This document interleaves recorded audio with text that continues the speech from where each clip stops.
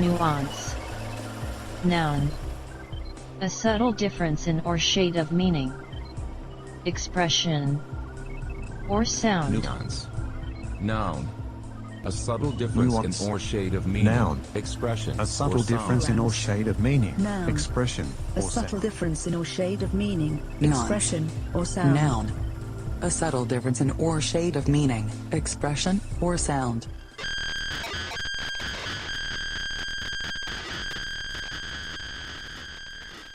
The West Coast is hella nicer than the East Coast. I don't care what y'all say. Yeah. All right, welcome to another episode of Nuance Hold Shorts, on. where we try to. I hadn't started. Oh my recording yet. gosh! That's right. I was recording, so it's okay. Yeah, because that All right. changes your angle a little bit. Yeah, there you go. You look good. All right. Okay. No, you have to edit again. Sorry. Welcome to another episode of Nuance Shorts. This with me, Michael Wood Jr., and this is also with Jim Lauka of the Whiskey Congress podcast, where we are going to try and stay concise, under 15 minutes, but not lose our nuance. Quickly today, we are going to talk about the upcoming new French Revolution that has taken place under Macron. Earlier, Jim and I had an argument discussion, learning process about the Electoral College and some of the reasons why we have the senatorial imbalance in Electoral College issues here in America, to try and give rural areas a different thing and to try and act as a buffer over the populace. What is occurring in France right now is another reason why we want to look at options that allow people who have different approaches to have as much of a say, or have a say that is not necessarily equal but equitable. This is something the left and minority groups fight for, but I don't think they really understand it. This is another example of equitable representation because of the way these things will affect communities. So what is happening in France right now is President Macron had implemented in a gas tax that sent the gas taxes to the gas price roughly around $8 a gallon in American terms. And what this ends up meaning is that people that are driving a half an hour, 45 minutes to work in the suburbs, just like they do in Paris, as they do here, then they're spending $30 to $40 a day in gasoline to just go back and forth to the cities. And people in cities, although there's going to be more people in Paris, to them, they're going to think, oh, gas is $8 a gallon. It only goes up $3 for the gallon of gas that I use for this entire month, or whatever, Right. that can take place in an urban environment. But if you go ahead and start thinking that you can do what the mass population wants and vote the way a city wants, you're going to get some people who are awfully ingenuitive and very desperate. And now they are burning down Paris. And the latest news is that President Macron has gone and taken the the thing off the plate already. But I mean, even that is difficult, because if you give in right away, then it's almost like giving into a type of terrorism. So you're kind of stuck. Is it the right decision or it's not? It's awfully complicated. But I think this is just another example of why the type of people who tend to live in suburbs and do that type of work need a more equitable representation, because they're literally the backbone of our country, and just because we're blind to it isn't going to change the reality. I agree with what you're saying there, and I didn't see any footage of Paris until. I'm going to shut my video down.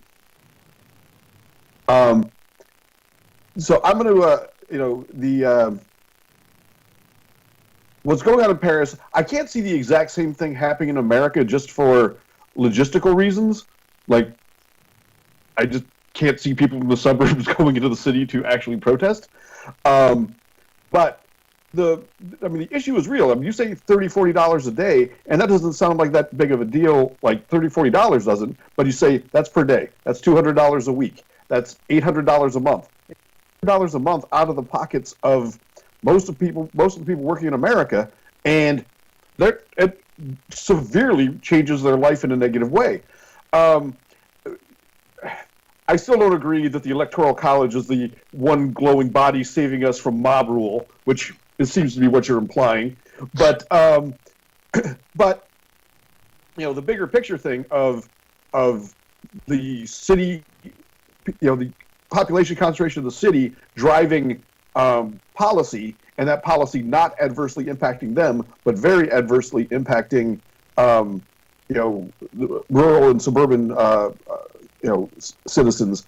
That's obviously real, and it's obviously hitting them hard in France. And I think there is. I'm going to play right into your hands here, but there's a bit of a false narrative in America that Macron is the most beloved leader ever. He's got he's bagged head with Trump a little bit, and generally come out, at least in the American media, looking much more presidential and much more polished. But clearly that is not the case, at least for a significant amount of the suburban Paris population, because they are literally setting that place on fire. And when I saw the footage yesterday, I was, even though we had talked about it, and I was not surprised to know what was going on, when you actually see, for lack of a better word, normal everyday folks rioting in the streets, firing Molotov cocktails, and literally one of the most elitist and populous cities in Europe on fire. It's shocking. Yeah, and so I don't know why you don't think that can't happen here. I mean, look at Charlottesville. I mean, that was all over the nation. One reason why I dismissed the white nationalist kind of movement is I've been insistent that, yeah, man, that's all there were. They gathered in Charlottesville. That's it. Yeah, and they can't even afford to do it again. So I guess that proves your point. They can only afford to do it once. But I mean, I think, like, when you talk about truckers, just talk about truckers that own their own businesses here. When this country, I would say we're more susceptible to something like this because we're driven by the trucking industry. We're not a train country. We're not a boat country. True. Things travel in America by truck. So, True. and that is a critical structure of the suburbs that I see. I mean, how often, especially in Ohio, you're going to see it too, where as soon as you go into the sticks, you start seeing the nice big rigs parked up alongside some guy in his 40 acres. I mean, that's where they live. Yeah, and I mean, we don't have obviously the same gas tax issue, but in our country, not only would that, that would affect the cost of delivering goods into the cities as well as the suburbs. Right, so from a professional standpoint, it would affect more of the people you're talking about. But from a cost of goods standpoint, it would go up in the city. And though that would also be disproportionate because you add $2 to the price of a hamburger in New York City, where they're already to the price of a cheeseburger in Cleveland, and it's a 20% increase. So as a percent impact, this sort of thing would impact our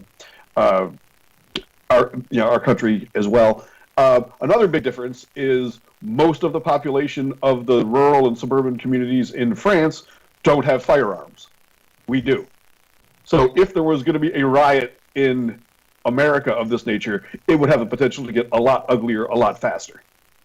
Yeah, okay, so there, you can play into my hands against against guns there as well. And there's another good point. I think it was a really good point you raised that, gas prices are definitely going to affect the cities also as well. When you talk about the goods being transported in, it's just not going to be as immediate.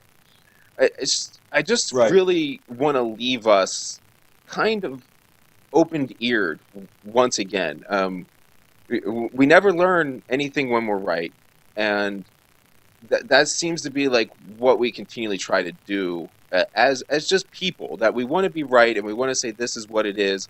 But if we just stop for a little bit longer and listen to people, like if France would have listened to the suburban people talking about gas and what they needed, then we would end up with a better society. And instead of being right, let's be nuanced. Or instead of being right, let's do the right thing. Okay, yeah, that's it. But right's subjective, so that's always to the eye of the beholder. I mean, absolutely true, obviously, and obviously, I'm not well versed in French politics and French policy. So you didn't study French politics? No. Yeah. At West Virginia University, it was an elective.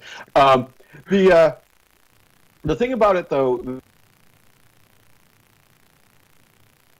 is an unintended consequence, right? I'm sure some, great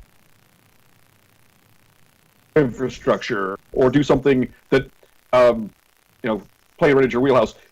I'm sure he meant to do a good thing, but the impact of it disproportionately hurt people that are the backbone of their economy. And when you make it tough for people to live, people to feed their families, they're going to respond with violence. Yeah, that now you got me thinking about the difference between violence and aggression again. That I wonder if that's violence or it's aggression. But I guess that's a topic for another day. The next episode of Nuance Shorts, we are going to talk about why I have such a hard time getting people to debate subjects that say they want to debate, such as gun control. And we just had a new one take place yesterday. I can tell you about. So join us next time. And Jim at Whiskey Congress, and that's at whiskeycongress.com. Jim, sign us off. Thanks. Good talking to you. I look forward to the next discussion. Nice and awkwardly white. Peace. See ya. Generally dry day on Wednesday with sunny periods. However, there may be more cloud in the southeast where it will be breezier. After a chilly start, it will be mostly dry on Thursday with some sunny spells. However, it may be rather cloudy in the southeast. Patchy rain will arrive in the north